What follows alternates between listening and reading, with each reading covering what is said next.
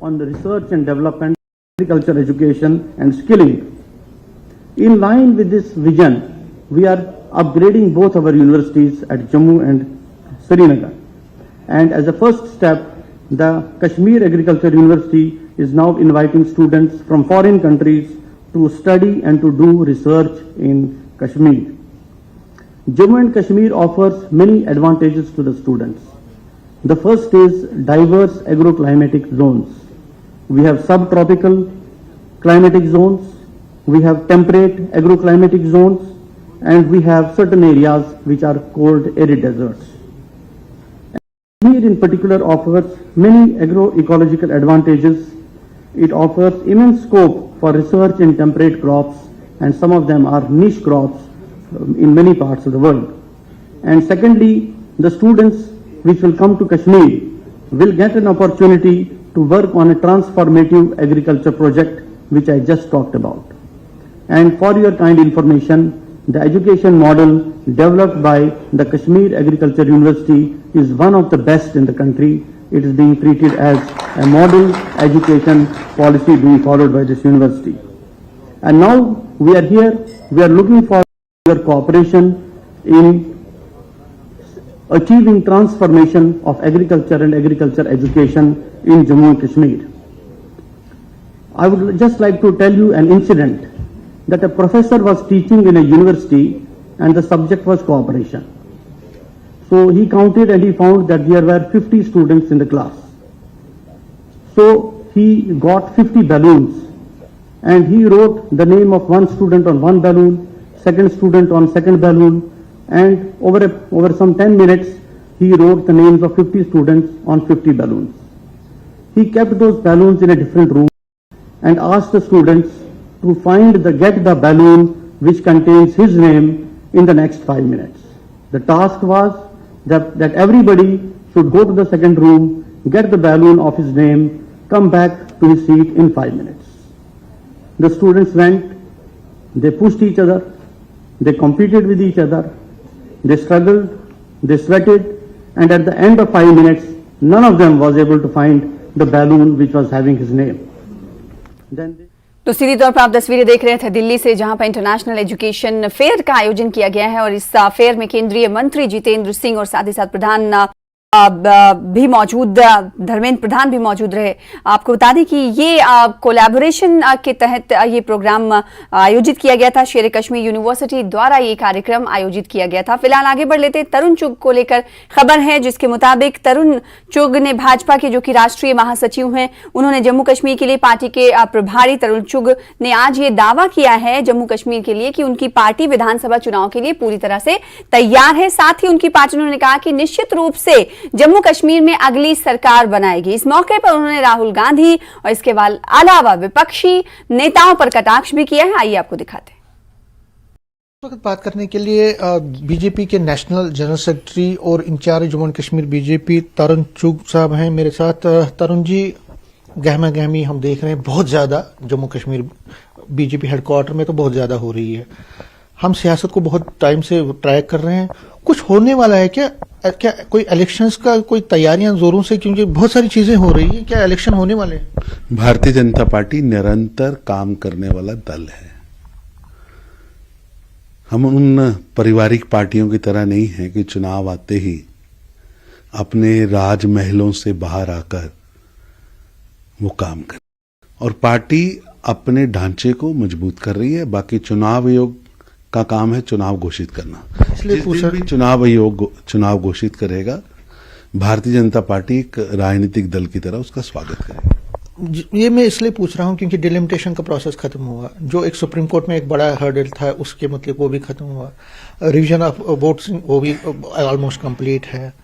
जहां मैं जाता हूं, या मैं नहीं कोई भी जर्नलिस्ट जाता है, हर कोई यही बोल रहा है जहां सियासी पार्टी की इलेक्शन होनी चाहिए, और आपके लोग भी यहाँ पे यही कह रहे हैं कि इलेक्शन होनी चाहिए। आप ये खुद कह रहे हैं कि हालात कश्मीर के ठीक हैं, स्टोन पेल्टिंग नहीं हो रही है, हड़ताल नहीं हो रही है। अगर आज नहीं कब कराएंगे? क्योंकि सारे लोग तो यही कह रहे हैं और आपके लोग भी यही कह रहे हैं, लोग भी, आम लोग भी कह रहे हैं, सियासी लोग भी कह रहे हैं। जो गांधी परिवार कश्मीर से होने के बावजूद भी 70 साल यहां छुट्टियां बताने नहीं आया, वो प्रियंका गांधी, राहुल गांधी कश्मीर के अंदर अपनी छुट्टियां बिता रहे हैं, स्नो बॉल से खेल रहे हैं, स्नो स्कूटर चला रहे हैं। ये केवल इसी कारण हुआ है कि प्रधानमंत्री श्री नरेंद्र मोदी जी ने यहां विकास विश्वास का वातावरण पैदा किया है। 70 और 35 से तोड़ के जम्मू कश्मीर को जंजीरों से मुक्त किया है। और निश्चित रूप से जम्मू कश्मीर जो गांधी नेहरू परिवार के समय में, अब्दुल्ला और मुफ्ती के समय में एक टेररिज्म कैपिटल था, आज वो टूरिज्म कैपिटल बना है, जिसका सबसे बड़ा उदाहरण है। तभी तो लोग कह रहे हैं कि विधानसभा पोल क्यों नहीं करवा रहे हैं, जब हालांकि चुनाव की एक प्रक्रिया है, परिसमन हुआ है, अब वोटर लिस्ट जारी हो रही है, वोटर लिस्ट पे इतराज मांगे जा रहे हैं। इतराज के बाद चुनाव आयोग को चुनाव घोषित करना है। ये चुनाव घोषित करने की प्रक्रिया चुनाव ने करनी है। भारतीय जनता पार्टी डिमांड कर रहे हैं या मांग कर रहे हैं? भारतीय जनता पार्टी हर समय तैयार है और मांग कर रहे हैं। प्रधानमंत्री श्री नरेंद्र मोदी जी ने तो कमिटमेंट की है देश के स्वतंत्रता दिवस पर लाल किले से कि जल्दी ही चुनाव होंगे और जल्दी ही चुनाव होंगे। कैंपेन कर रहे हैं तो मुस्लिमों के पास जाने के लिए महाराष्ट्र से शुरू हो रहा है, जम्मू कश्मीर भी है, उसमें क्या क्या चीजें रहेंगी? ऐसा कि आपको किसी ने गलत कहा है, भारतीय जनता पार्टी सभी की पार्टी है और सभी के पास हम जाते हैं, कोई खास कैंपेन नहीं है, सभी के साथ जाना, सभी से मिलना। भारतीय जनता पार्टी सबका साथ, सबका विकास, सबका प्रयास, इस मेथड से काम करती है। महबूबा मुफ्ती की बात करें, उन्होंने कल स्टेटमेंट जो 2 दिन से उन्होंने स्टेटमेंट दिया है, उन्होंने कहा कि जो बीजेपी है वो लोगों पे थोपना चाहती है, यहाँ हिंदू राष्ट्र नहीं बीजेपी राष्ट्र बनाना चाहती है, जो बीजेपी की टोन करेगा। उन्होंने कहा कि आप लोग डरा रहे हैं लोगों को और चाइना आपसे डरा नहीं, चाइना ने तो यहाँ पे कब्जा किया है और उसको आप डरा नहीं पाए, लेकिन आम लोगों को आप डरा रहे हैं, कोई भी यहाँ पे सिक्योर नहीं है। महबूबा जी बौखलाहट में है, घबराहट में है। उन्हें समझ आ गया है कि जम्मू कश्मीर की जनता ने उन्हें नकार दिया है। इसी इलेक्शन में ही समझ आ गया था कि नेताओं ने गरीबों की जमीनें हड़प रखी हैं, स्टेट की प्रॉपर्टीज हड़प रखी हैं। आपके नेता प्रॉपर्टीज पर कब्जा करके बैठे हैं, तो कब्जा छुड़वाना खुद ये अपनी महबूबा जी से पूछिए। 2 साल जिस आवास में रही, वो आवास तो 2 साल पहले जब ये मुख्यमंत्री थी, 3 साल पहले, तब के लिए था। 3 साल से वहां क्यों बैठे थी? ये एक आदत पीडीपी और एनसी ने डाल रखी है कि सरकारी जमीन पर कब्जा करो, और इनके नेता, इनके कार्यकर्ताओं ने कई जमीन सोच रखी है। कश्मीर फाइल्स में सच दिखाया गया है, उस सच की बौखलाहट, सच का आईना बहुत मुश्किल होता है। परिवारों ने ही तो षड्यंत्र करके जम्मू कश्मीर को पीछे फेंका, जम्मू कश्मीर को टेररिज्म कैपिटल बनाया। ये 3 परिवारों के गुनाह, और 3 परिवारों ने जिस तरह से जम्मू कश्मीर को जलते हुए अंगारों पर धकेल दिया, ये जम्मू कश्मीर की जनता इन्हें माफ नहीं करेगी। बहुत अच्छी ताकत से यहाँ पे उभरी है और आगे भी ये जो मोमेंटम है पार्टी का वो बरकरार रहेगा। कैमरामैन आशु के साथ में समीर भट्ट, न्यूज़ 18 जम्मू। और आगे बढ़ेंगे, फारूक अब्दुल्ला को लेकर खबर है। आपको बता दें कि भूस्खलन को लेकर लगातार लोगों में परेशानियां बनी हुई हैं। इस बीच नेशनल कॉन्फ्रेंस के अध्यक्ष फारूक अब्दुल्ला ने गांधरबल के गगनगिर क्षेत्र के रेजान में भूस्खलन प्रभावित क्षेत्र का दौरा किया। फारूक अब्दुल्ला ने भूस्खलन से हुए नुकसान का जायजा भी लिया और प्रभावित परिवारों से बातचीत की। उन्होंने प्रभावित परिवारों को हर संभव मदद का आश्वासन दिलाया और जिला प्रशासन से पुनर्वास और मुआवजा देने का आग्रह भी किया। मैं आपको बताऊंगा, इन लोगों का नुकसान हुआ। शुक्र है जान का नुकसान नहीं हुआ, क्योंकि ये सुबह 7 बजे आया, जान बच, मगर सब कुछ बाकी लुट गया है। इनके पास कुछ नहीं रहा और भविष्य तक नहीं रहे। इसलिए बहुत जरूरी है कि हमें फौरन इनकी इमदाद करनी चाहिए। पहले इनके लिए एक जमीन ढूंढनी पड़ेगी जहां इनको बसाना है, उसके बाद इनके मकानों के लिए जो कुछ भी देना पड़े उसके लिए हम लोगों को वो इंतजाम करना चाहिए। उसके साथ साथ जो इनका नुकसान हुआ, पूरा तो नहीं कर सकते, मगर जितना वो पूरा कर सकते हैं इनके नुकसान को पूरा करना पड़ेगा कि ये फिर से जिंदा रह सकें, इस जिंदा रह सकें, उसके लिए हमने कोशिश करी।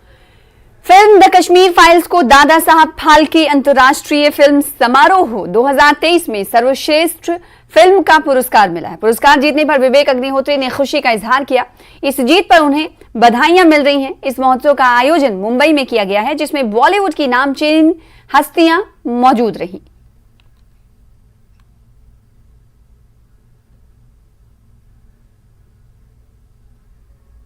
और राजेंद्र कौल प्रेमी ने फिल्म द कश्मीर फाइल्स को दादा साहब फाल्के अंतर्राष्ट्रीय फिल्म समारोह 2023 में सर्वश्रेष्ठ फिल्म का पुरस्कार मिलने पर अपनी प्रतिक्रिया दी है। आइए आपको दिखाते हैं।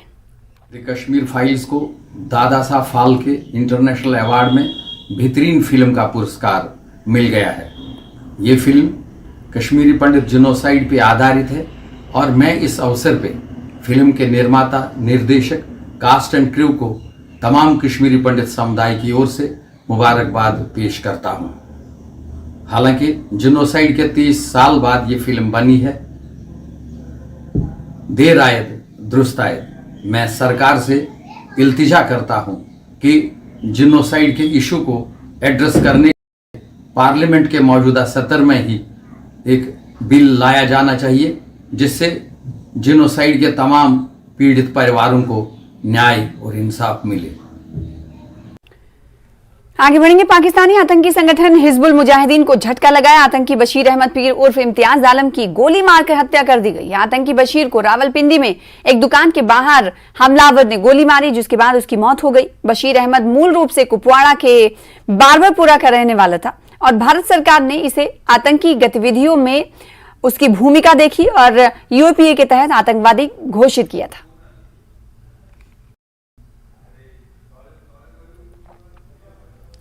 जम्मू कश्मीर में कई जगहों पर एसआईए ने कार्रवाई की है। नार्को टेररिज्म मामले में छापेमारी की गई है। बारामुल्ला, अनंतनाग, पुलवामा, बडगाम और सोपुर में कई जगहों पर छापे मारे गए हैं। बडगाम के नसरुल्लापुरा में भी छापा मारा गया है, जिसकी तस्वीरें टीवी स्क्रीन पर आपके सामने है। बारामुल्ला, अनंतनाग, पुलवामा, बडगाम और सोपुर में ये छापे एसआईए की तरफ से आज मारे गए हैं। और पीडीपी प्रवक्ता एडवोकेट सैयद इकबाल ताहिर ने कश्मीर में एसआईए की छापेमारी पर अपनी प्रतिक्रिया दी है। उन्होंने कहा है कि पीडीपी सरकार की ऐसी किसी भी पहल का स्वागत रहता है जिससे कश्मीर में नशे का संकट खत्म हो जाएगा। उन्होंने कहा कि एक बड़ी साजिश के तहत कश्मीरी युवा नशे के शिकार हुए हैं। उन्होंने कहा कि न केवल पुलिस बल्कि सभी नागरिकों की इज्तिमाई जिम्मेदारी यानी सामूहिक जिम्मेदारी है कि वो इस बुराई के खिलाफ आवाज उठाएं।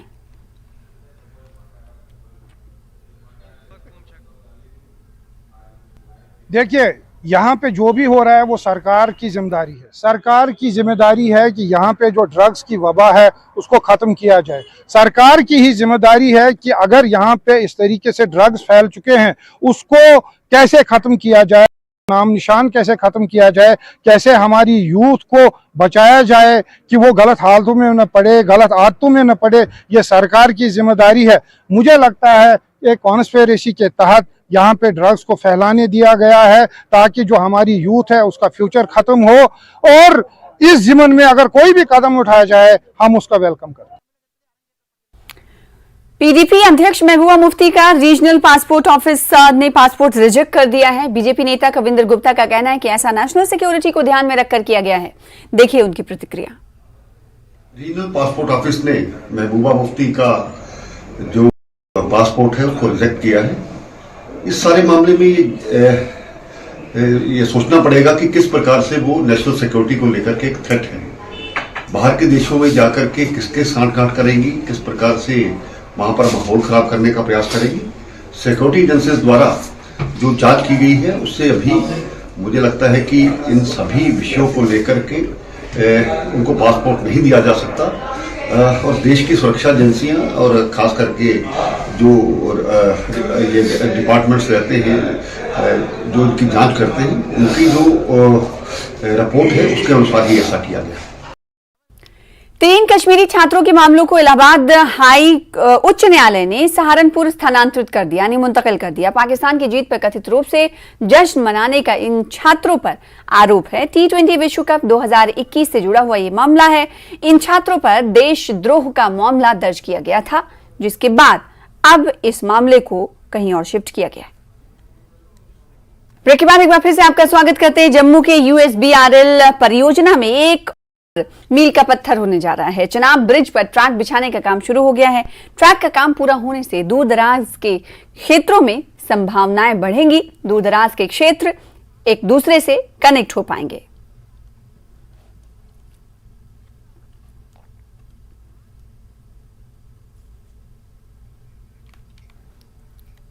बॉलीवुड के मशहूर गीतकार जावेद अख्तर ने पाकिस्तान में जाकर पाकिस्तान को ही लताड़ दिया। मौका था फैज फेस्टिवल 2023 का, जगह थी लाहौर। यहां जावेद अख्तर ने पाकिस्तानियों को चुभने वाली खरी खरी बात कह दी। जावेद अख्तर ने 26/11 मुंबई आतंकी हमले का जिक्र कर दिया कि हम तो बंबई के लोग हैं, हमने देखा है कि हमारे शहर पर कैसे हमला हुआ था। वो लोग नॉर्वे से तो नहीं आए थे, ना इजिप्ट से आए थे, वो लोग अभी भी आपके मुल्क में घूम रहे हैं। जावेद अख्तर ने दो टूक अंदाज में कहा कि ये शिकायत अगर हिंदुस्तानी के दिल में हो तो आपको बुरा नहीं मानना चाहिए। जावेद अख्तर ने कहा कि अहम बात यह है कि जो आजकल फिजा इतनी गर्म है वो कम होनी चाहिए।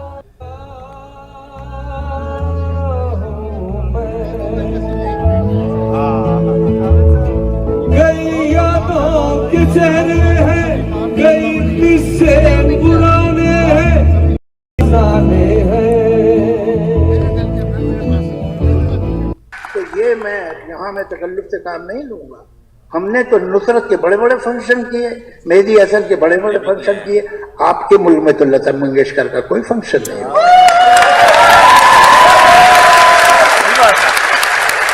तो हकीकत ये है, चलिए अब हम एक दूसरे को इल्जाम न दें, उससे सॉल्व नहीं होगा। ये अहम बात यह है कि ये जो आजकल इतना गर्म है फिजा, वो कम होनी चाहिए। हम तो बंबई के लोग हैं, हमने देखा हमारे शहर पे कैसे हमला हुआ था। तो वो लोग नॉर्वे से तो नहीं आए थे, ना इजिप्ट आए थे, वो लोग अभी भी आपके मुल्क में घूम रहे हैं। तो ये शिकायत अगर हिंदुस्तानी के दिल में हो तो आपको बुरा नहीं मानना चाहिए। और अब कुछ खबरें हिमाचल प्रदेश से। बिलासपुर सदर के विधायक त्रिलोक जम्वाल ने सीमेंट उद्योग विवाद समाप्त होने पर सुक्खू सरकार की तारीफ की है। साथ ही कहा कि सुखविंदर सिंह सुक्खू ने ट्रक ऑपरेटरों के साथ 50 दिनों तक बात करना उचित नहीं समझा, जिसकी वजह से विवाद को हल करने में देरी हुई, लेकिन देर आए दुरुस्त आए।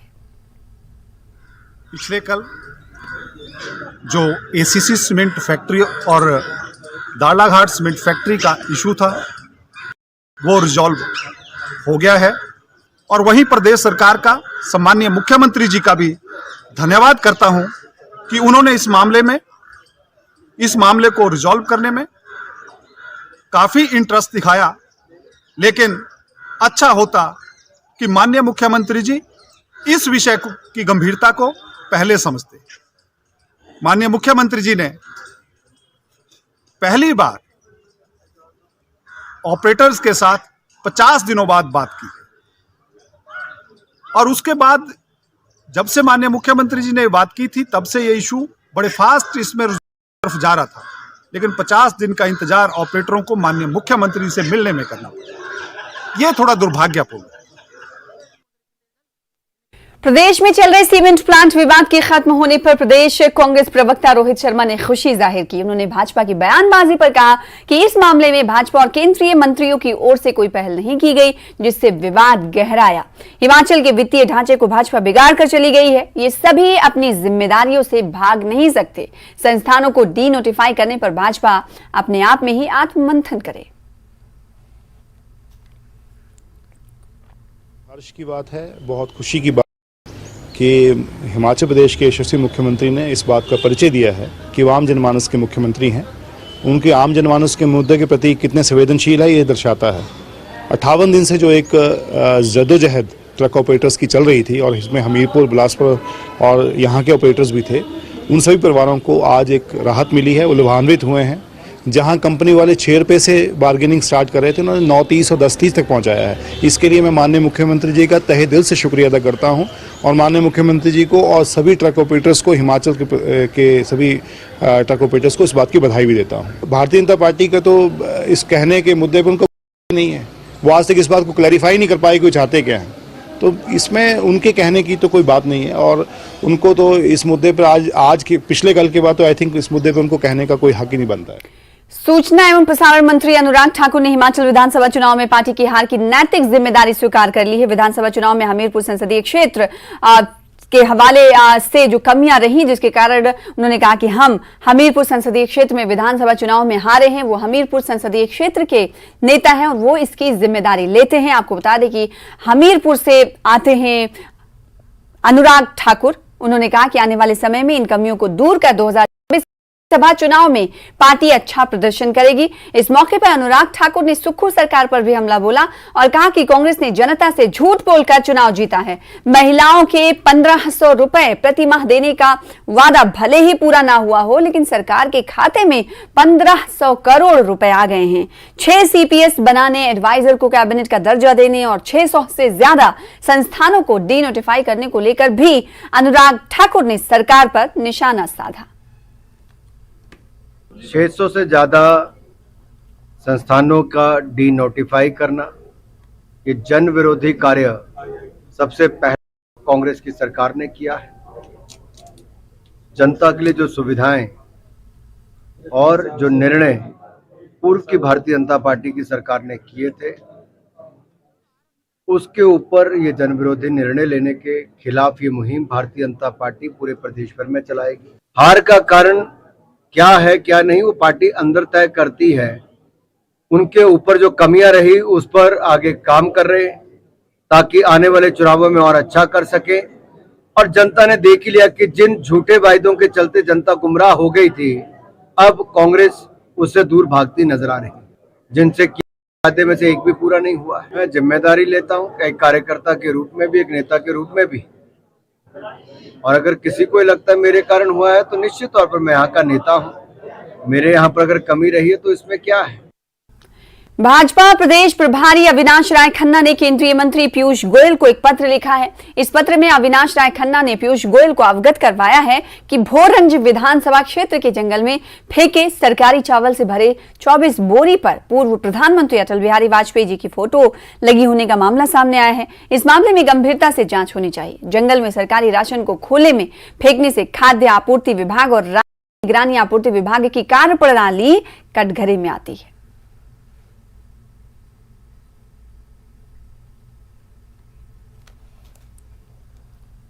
फिलहाल इसी के साथ इस बुलेटिन में इतना ही। छोटे से ब्रेक के बाद देखिए अपना हिमाचल। नमस्कार।